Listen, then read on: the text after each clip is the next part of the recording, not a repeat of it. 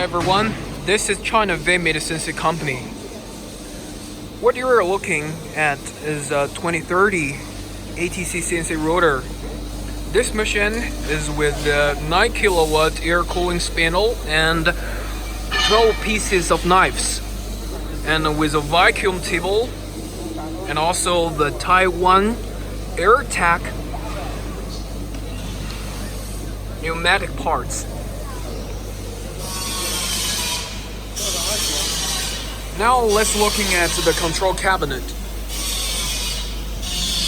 As you can see in the control cabinet, we use a LED shunt servo motor and driver,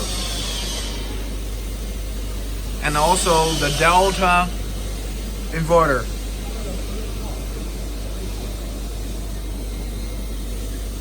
It's very neat and clean.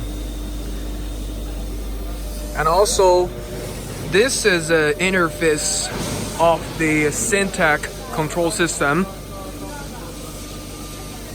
with the hand wheel.